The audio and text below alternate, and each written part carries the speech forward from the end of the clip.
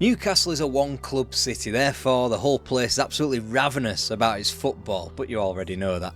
And when it's not going well, sadly for Newcastle United, this can be quite frequent. They hang their hopes on the cult hero. The 1980s was bad for the town and for the club, but there were those that enabled them to feel again. This is that time.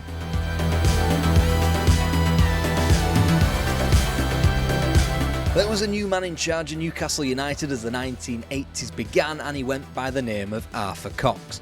Cox had spent time curating his team. After all, the club was in the midst of a harsh transition. After the hero of Malcolm McDonald had been sold to Arsenal in 1976, other St James stalwarts had followed him. David Craig, Tommy Cassidy and Ollie Burton recently departed. Alan Kennedy, Frank Clark and Alan Gowling long gone, whilst Terry Hibbett wouldn't make it beyond Cox's first season. For all the big money spent on John Trewick of West Brom for £200,000, Franz Kernan from NEC at £75,000 and Middlesbrough's £50,000 rated Peter Johnson, there's a reason why a certain £1,000 spent in the summer demands its own section in this video. Chris Waddle was here. Young, rough around the edges, carrying only a slight frame, he forced his way into the starting 11 and the local lad got himself into the hearts of St James Park supporters immediately. Taking on pass right. Lee! Oh, what a fight goal!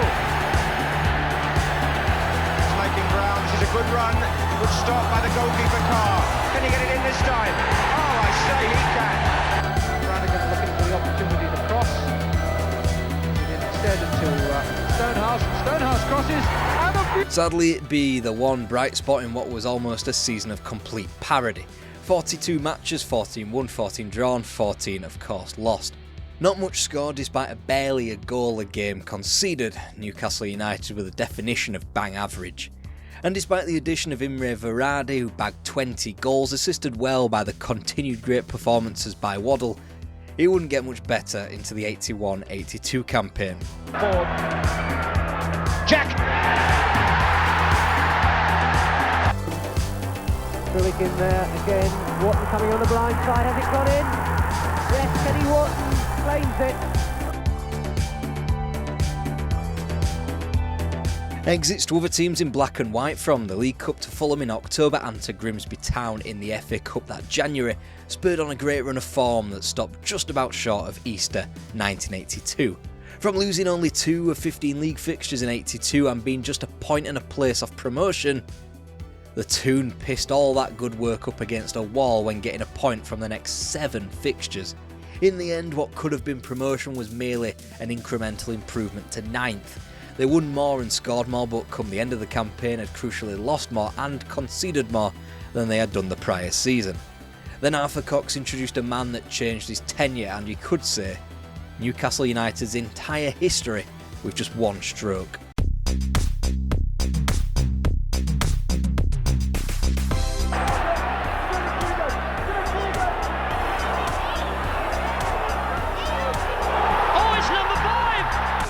Support. Still Dean Coney, and it's gone through the goalkeeper and Davis! 4-1! Getting it away as far as Hazelwood. Hales. There for number 10, and then for McAllister! Now Dermot. Good save by the keeper. And has it gone in? Kevin Keegan's belated homecoming after his career had taken him to Scunthorpe, Liverpool, Hamburg and Southampton came in a 1-0 win over Queen's Park Rangers. The addition of Terry McDermott, also returning after what had been 8 years away from Tyneside, didn't hinder the club either. The club had struggled to be beaten but also struggled to win in a 6-game spell either side of Christmas, which registered a win and 5 draws. Them gobshites were languishing in about as mid-table a position as you could get, 12th with 30 points from 23 games with equal amounts of victories and defeats. But after being put out of the cup by eventual finalist Brighton, Newcastle were being steered towards an unlikely promotion spot by Terry Mack, Keegan, Waddle and co. 4 stuck beyond Shrewsbury, Grimsby, Rotherham and Charlton, 5 past Barnsley, and yet it was all just a little too late. That recent pasting handed out to Barnsley came in the 3rd from last match of the season. Newcastle had improved to 5th place and were 3 points back on Leicester, who were in the last remaining promotion spot, and yet It was something to build on for Arthur Cox and his team, so why did the supporters spend that summer disconsolate? Fans were scratching their heads at the sale of Imre Varadi to Sheffield Wednesday in the pre-season of 1983-84. Just how were Newcastle going to go up if they kept selling all their best players? Kevin Keegan wasn't going to last forever, you know. Then the reason became clear. All the way from Vancouver, Peter Beardsley. And Ryan got the ball in the flick on by Waddle, and there it is! And of course, it's Kevin Keegan! David Mills's fine crossfield pass sent Terry McDermott away down the right. McDermott found Peter Beardsley in the penalty area, Beardsley returned the compliment, and Mills was to meet the cross, which gave United a 2-1 victory. This season, as Newcastle United ran out 2-0 winners. Come their miserable FA Cup elimination at the hands of Liverpool in the first week of 1984, Newcastle were housed within the top 3, having won 14 of 23 matches. Between Keegan, Waddle and Beardsley, they'd be responsible for 66 goals in a marked improvement in front of goal. This incredible form didn't count for a great deal. The division was packed with heavy names such as Sheffield Wednesday, Chelsea and Manchester City, who also vied for the 3 available promotion spots. They always seemed capable of throwing in a bizarre loss. See the recent 3-1 defeats at Carlisle United or Crystal Palace for proof of that. Then Glenn Roeder entered through the door, steeled a defence that could concede goals quite freely. After a 1-0 defeat against Grimsby Town in February left them behind the Mariners into 5th, it proved a turning point, especially with a trip to Main Road next, where a win would put promotion back in the Magpies' hands. Defender Mick McCarthy to Chris Waddle's long through ball, and Peter Beardsley took full advantage. Terrible square pass from City striker Derek Parlane was picked up by Terry McDermott. Newcastle wouldn't be beaten again for 2 months. In that time frame, they sank Cardiff, Middlesbrough, Leeds, Swansea and Charlton, whilst holding fellow promotion hopefuls Chelsea at arm's length with a draw on March the 10th. 7 points was the difference between themselves and Grimsby Town with just 7 games to play. A win before a hectic Easter would be perfect for the Toon. That game, however, would see the league leaders come to St James Park. Mike Ryan looks to meet it. Might come from Exton. Might come here for Shelton. Gary Shelton. In another time, Newcastle might have sulked down the division. Now, though, they held firm, drawing at Ewood Park before slapping 5 beyond Carlisle United and 4 past Derby to enter May and, consequently, enter the First Division once again.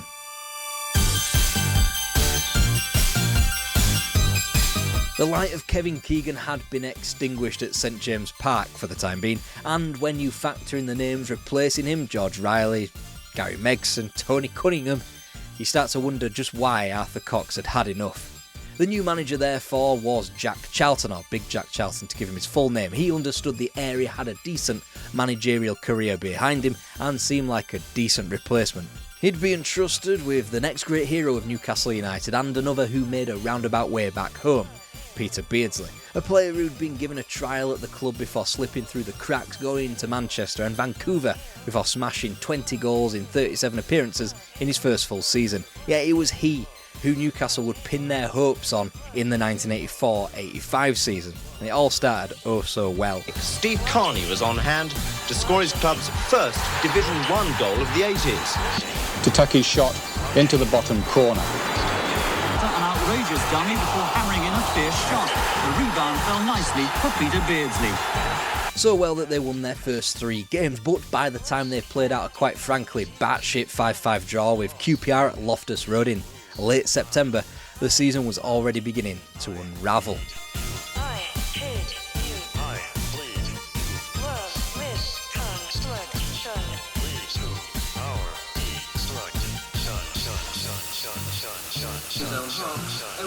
Producing the lethal finish. The Ipswich won 2-1 and are now home to Oxford in the next round. And Nuttall. Across the goal! The FA Cup was quickly skimped out on, losing at home to Forest in a 3rd round replay 8 days into 85. However, the Toon had already seen their season's highlight on New Year's Day when Sunderland made the short trip to St James Park. Coolness, and that was provided by Peter Beardsley. Bennett's attempt lies on by Gary Megson, who gave Beardsley the chance to apply the killer touch with 10 minutes to go. 18th before proceedings, albeit with relegation only a slight possibility. Victories over the likes of Luton, Watford, West Brom, QPR, Southampton and Stoke in the second half of the season promoted them to the safety of 14th. The club's second season back in the big time would be sufficiently rocked by huge news emanating from the Gallowgate. Jack Charlton is due at the club tomorrow to clear his desk, and he's adamant that he won't reconsider his decision. Charlton walked out of St James's Park on Saturday evening after fans had chanted against him during a friendly match with Sheffield United. Shortly after his first England cap, Chris Waddle had been sold by Newcastle against his will down to Tottenham Hotspur, and his manager wasn't too keen on throwing money at the situation. Because of this, he was lambasted at a pre-season fixture, and Charlton simply chipped and waved goodbye to St James Park. In came Willie McFall on a temporary contract, but it soon became obvious he was the next man to lead the club.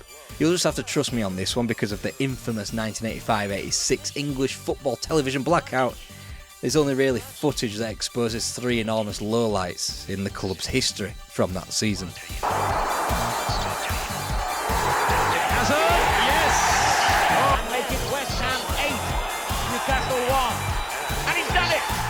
Sorry about that. Word of mouth and trust will simply just have to do when an unspectacular yet solid Newcastle team got a 1-0 win out of Liverpool in late August when they went on a 5-game winning streak in February and March that took in triumphs of teams as lofty as Forest and Arsenal, and when they recoiled from that disaster of an 8-1 loss at West Ham to stick 3 beyond Manchester City in front of the Gallowgate end.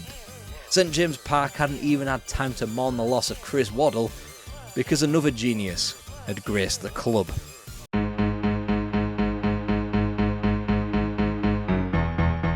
And immediately it was obvious that Paul Gascoigne was a special talent.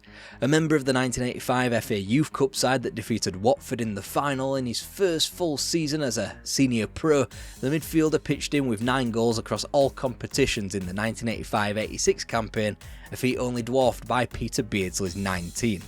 Even though the record books will state the Toon only improved their position by 3, the memories of supporters on the Gallowgate end will remember a departure from the functional Newcastle to one of excitement once again. Yes, they improved by 3 places but netted 12 more goals and bagged themselves 11 more points. And what's more, they survived the entire summer without having to sell a key asset. Surely now, the 1986-87 season will be one to cherish. Blackout gone, we can actually provide evidence now. Newcastle were beaten. Dale Gordon receives from Williams.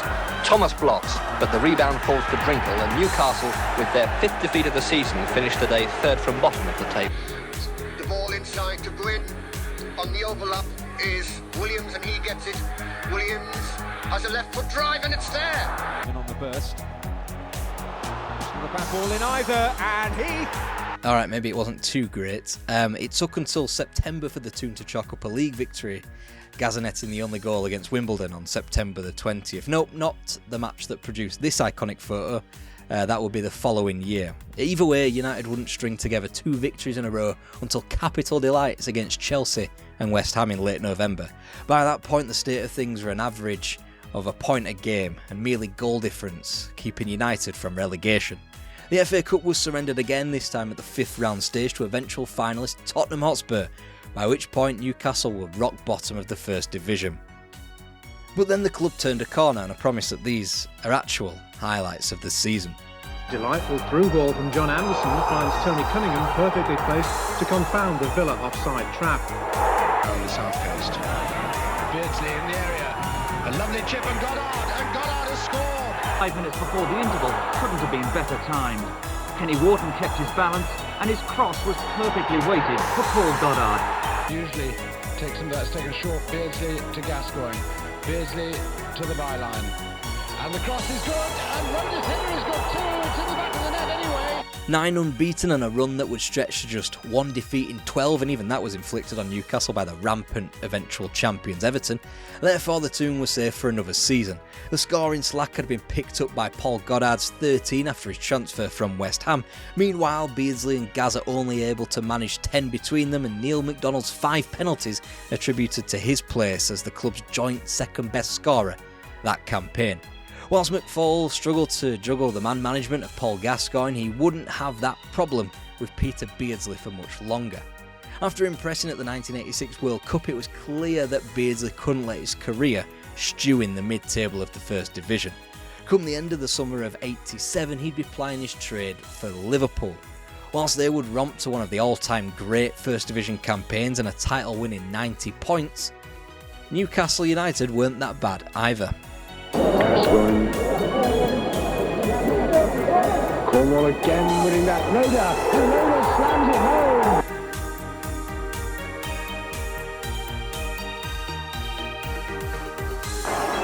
Spurs are definitely having an off day, and here it's about to get even worse.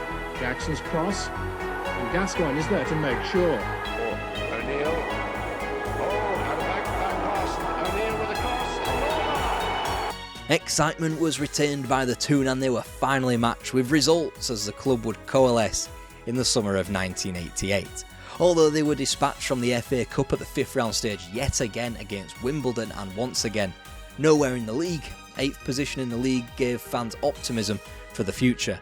Michael O'Neill had been signed partway through the new season and top scored for the club. Gaza had hit double figures and there was a certain novelty about their second top scorer, the last of the cult heroes.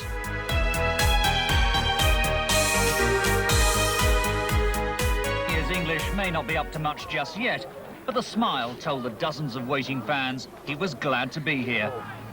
Jet-lagged he may have been, but he still managed a gentle run-out with the first-team squad, in front of a crowd most non-league sides can only dream about. Mirandinha's official unveiling, though, came at a special midday press conference in a Newcastle hotel. Through interpreter Humberto Silva, the 28-year-old South American passed the diplomatic test with flying colours. The first Brazilian to play in the Football League did so for Newcastle and he was called Mirandinha. Everything about the pomp and arrogance of English football and the London-centric media said that he would struggle. The English game's too rough for him. The Newcastle weather's not great, didn't you know? 12 goals in 29 matches in his first campaign proved that was utter bollocks. He effectively matched that, bagging 11 in 26 this subsequent season, proving he wasn't a one-season wonder. But by that point, Newcastle United had drastically gone awry. Jointed Newcastle. Crook splitting the defence once more for Fleck to finish the job. And Gary Crosby was the principal architect. Lee Chapman didn't even hit it cleanly. Callahan made it 4-0 to Millwall. Paul Gascoigne had been lured away, another star Newcastle player going to Spurs. McFall was gone, Arthur Cox refused to return, Howard Kendall pied them off before Jim Smith took on the poison chalice. John Robertson was the biggest outlay and he represented nearly £100,000 a game before he could quickly find solace back at Hearts of Midlothian. Then there was Andy Fawn, Dave Besant, John Hendry, Frank Pingle and Kenny Sampson. Not one of them lasted beyond the season.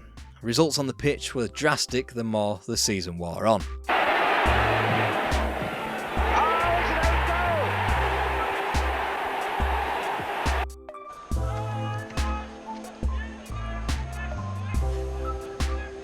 Anderson couldn't read it. Crooks could be in there. And that's a goal scored by Robert Lee. Gray waiting. And Clark takes it. And Colin Clark has kept his run going against Newcastle United. A goal on his debut for Rangers. Just have a quick check to see who was in the middle. And it's Barrett. And Pearson.